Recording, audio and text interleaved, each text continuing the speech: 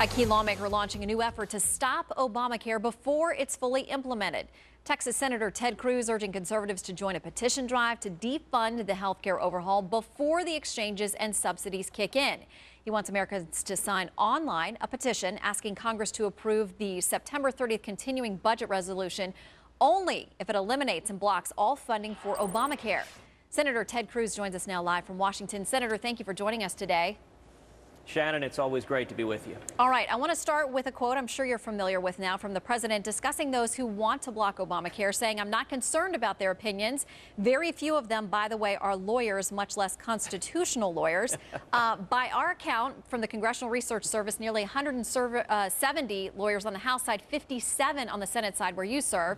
The first time I met you was when you argued a case at the Supreme Court. You seem very familiar with the Constitution, so how do you respond? Well, Shannon, that's right. The bulk of my professional career has been as a constitutional lawyer and litigator. And, you know, it is really sad to see this administration, this president, this Justice Department so consistently disregarding the Constitution, disregarding the law. And you look at Obamacare. Obamacare, this administration has decided to engage in selective enforcement. It's going to enforce it against some people, not against others, and the administration is not following the law as written. So, for example, just a few weeks ago, President Obama announced that he was going to unilaterally suspend the law for large companies, companies with more than 50 employees. He was going to move the employer mandate until after the next election. Now, Shannon, you know, that has two important concessions in that. Number one, if Obamacare was working, if it were a good thing, President Obama would want it to kick in before the next election, not afterwards. The fact that he is scared about the American people realizing what a disaster Obamacare is and he wants to shift it to after the election, I think is very revealing. But number two, it raises the obvious question.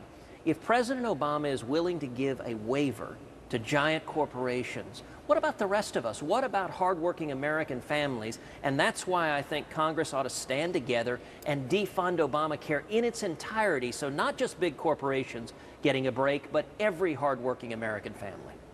Well, Article 2 requires the president to make sure to uphold and faithfully execute the laws of this country. Are you saying he's not following the Constitution? Well, that's exactly what I'm saying.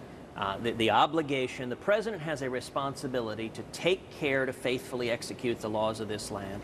And President Obama, sadly, over and over again, has disregarded the law, whether it was on immigration, when he decided to order his administration to disregard the law of the land, to disregard the immigration laws passed by Congress, or on Obamacare, when he finds parts of the law that are politically inconvenient, rather than trying to change them, he simply says, we're not going to follow them.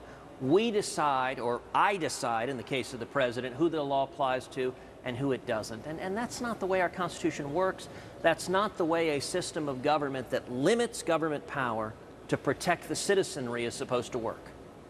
Well, how is it limited? How is he limited then? What check is there on the executive branch if he continues to make these decisions, his administration as well? Right. We've seen Attorney General Eric Holder, who, despite the ruling we got from the Supreme Court just a few weeks ago on the Voting Rights Act, making his pronouncement that he intends still to go after a number of states, including Texas, regardless of that Supreme Court decision. So what is to limit the executive branch?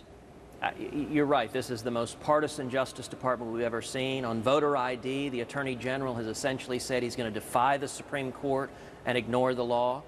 And the question you ask is critical. The most important check that Congress has on an overreaching executive is the power of the purse.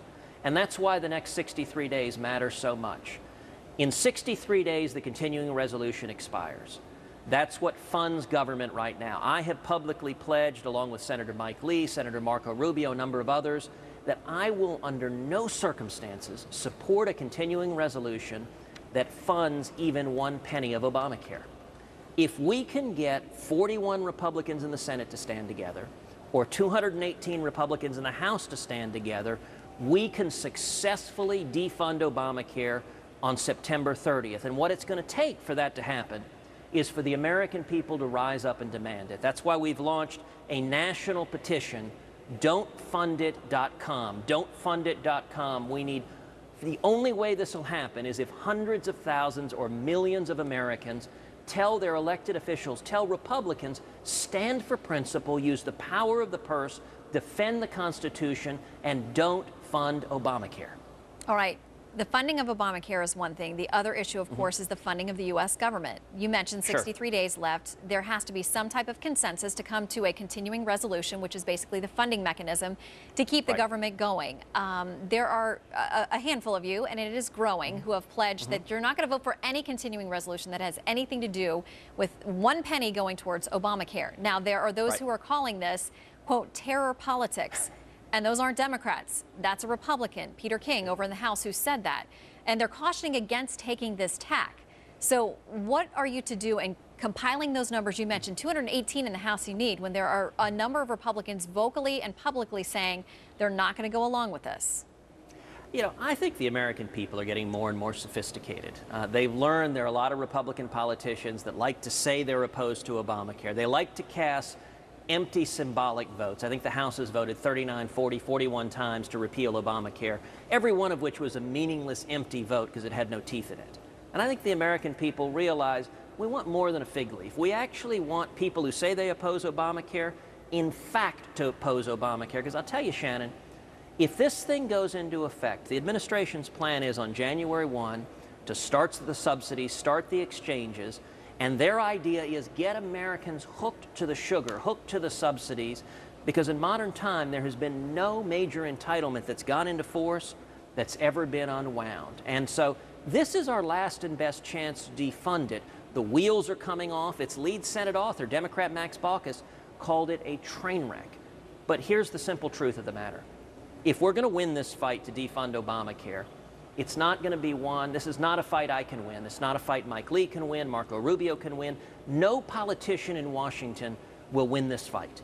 The only way we will win this fight is if the American people, if the grassroots rise up in incredible numbers, if we go to don'tfundit.com, we sign a national petition, and every one of us picks up the phone, calls our elected officials, and says, talk is cheap, stand up, use the constitutional power of the purse, and defund Obamacare. Now, if we stand together, we can win this fight. But if we surrender, as Republicans are so good at, it's guaranteed we will not win this fight. All right, you gave a rousing speech at the Western Conservative Summit a few days ago. Press accounts are that there were several standing ovations. After all was said and done, they had a straw poll there because it's 2013, and why not start straw polling 2016? You won with 45% of the vote in that straw poll. Are you running for president? You know, Shannon, my focus is entirely on the Senate. And I'll tell you that very kind outcome in the straw poll, I think, was reflective of what grassroots conservatives are feeling across the country, which is a frustration with Washington politicians. What I talked about in Denver was the need for grassroots conservatives to rise up and take back our country, not to count on any politician, including me, but to count on mobilizing the American people. I think we've got a totally different paradigm, where when the grassroots get engaged, when we demand of our elected officials they do the right thing, where we make it more risky to do the wrong thing than it is to do the right thing, that's how we've won fights in the past, whether it's on drones or guns, and that's how we're going to win this fight on defunding Obamacare. My focus is very much, I know it's easy to focus on the politics, but rather than focus on the politics, I am working very hard to focus on the substance of defending liberty, returning to free market principles, and restoring our constitutional protections. And the only way that happens is if grassroots conservatives get engaged, go to don'tfundit.com, call their elected representatives, and demand that every one of us be held accountable, me as well, all of us, to stand for principle and help turn our economy around so people can get back to work towards achieving the American dream. All right, Senator, I'll give you a couple more months before I ask again about the White House. Thank you, Senator Ted Cruz, for your time. We're back with more right after this. Thank you, Shannon.